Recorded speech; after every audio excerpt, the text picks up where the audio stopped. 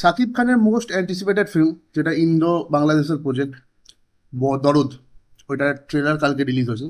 গতকাল আমি দেখিনি, জানতাম না। আমি আজকে নোটিফিকেশন এলো, অনেকে দেখলাম রিভিউ করেছে, তো আমি ঝপ করে গেলাম, ট্রেলারটা দেখে চলে এলাম রিভিউ করতে। এখন শুরু করা যাক তাহলে। দেখো, ট্রেলারটা দেখে আমার কিছু জিনিস ভালো লেগেছে, কিছু জিনিস খারাপ লেগেছে, সেটা শেয়ার করবো আমি মোটামুটি। ফার্স্ট অফ অল আমি বলে দিই, শাকিব খানের আমি খুব বড় একটা ফ্যান না, ওর অ্যাক্টিংয়ের খুব বড় একটা ফ্যান না। আর তুফান তো মানে যাচ্ছে তাই সিনেমা হয়েছিল।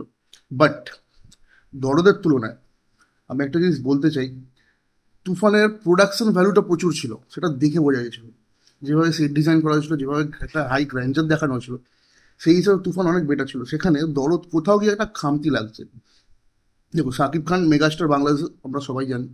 ইভেন এই সিনেমাতে এসকে মুভিজ আর কিছু বলিউডের ইয়ে আছে, প্রডিউসার আছে, যেটা জয়েন্ট ভেঞ্চার হিসেবে কাজ করছে, যার জন্য এটা প্যান ইন্ডিয়ান লেভেলে রিলিজ হচ্ছে। বাট দেখো, প্যান ইন্ডিয়ান বলা যেতে পারে না ঠিক, কারণ প্যান ইন্ডিয়ান রিলিজ হলে অনেক রকম ভাষায় রিলিজ করতে হয়, এটা জাস্ট হিন্দি আর বাংলায় বেরোচ্ছে, বাংলাদেশে রিলিজ হচ্ছে।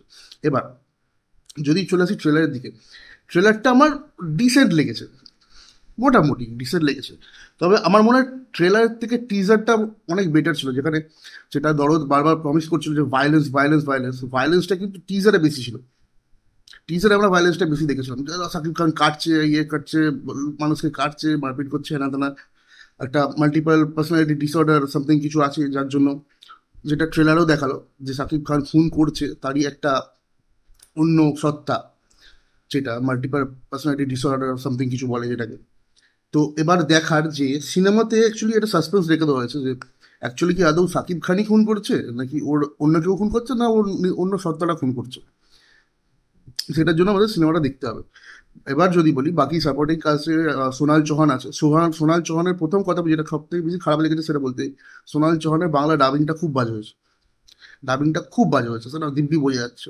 আচ্ছা, পায়েল যেহেতু পুলিশ ইন্সপেক্টর, ট্রেলারে সেরকম কিছু দেখানো হয়নি পায়েলের ইয়েটা, তো ওনার আর একটু বেটার দেখানো কিছু উচিত ছিল, কারণ ওর তো মানে কি বলবো, রাইভালরি যেটা সাকিব খানের ক্যারেক্টারটা, অনন্য কি বলে, কি মিয়া একটা সামথিং, ওর সাথে তো পায়েলের রাইভালরি, সেটা দেখানো উচিত ছিল। রাহুল বর্মন না কি যেন একটা, ওকেও দেখিয়েছে মোটামুটি। এবার যদি সাকিব খানের ব্যাপারটা চলে আসি, সাকিব খানের তুফানে অ্যাক্টিং ভালো ছিল মোটামুটি, আমি নো ডাউট। এখানে আমার একটু ডাউন লাগলো যখন ওই মানে সেকেন্ড যে পার্সোনালিটিটা আসছে না, ওখানে অ্যাক্টিংটা আরো ওভার অ্যাক্টিং লাগছে, একটু ওভার অ্যাক্টিং লাগে।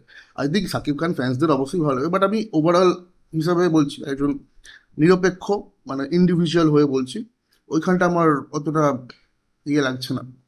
ঠিক আছে। আর মানে মনে হচ্ছে যে এক্সট্রা অ্যাক্টিং করছে, যেটা আমার পার্সোনালি মনে হচ্ছে, এটা আমার পার্সোনাল চয়েস, সেটা তোমাদের জানি না তোমাদের কেমন মনে হবে।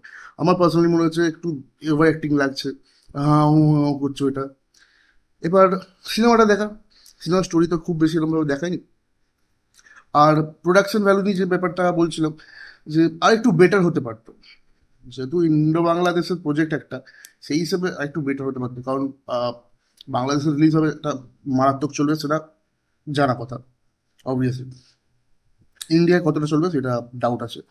হিন্দিতেও বেরোচ্ছে, বাট এখনো পর্যন্ত কোনো সেরকমভাবে নেই। তো দেখা যাক, আই হোপ সিনেমাটা যদি আসে দেখতে যাবো, কেমন লাগলো তোমাদের জানাবো। বাট আমি ট্রেলারটা নিয়ে একটু হলেও ডিসঅ্যাপয়েন্টেড, টিজারের তুলনায় আরও বেটার হতে পারতো, আরও অনেকটা বেটার হতে পারতো। এটা আমি ডিসেন্ট রাখবো, 50-50 রাখবো, দেখা যাক কী হয়। আর সিনেমাটা আসুক, পাবলিকের রিয়াকশন কী থাকে দেখি, যাই গিয়ে দেখি সিনেমাটা কিরকম লেগেছে।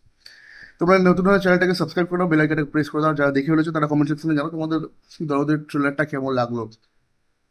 আমার মোটামুটি লেগেছে, খুব একটা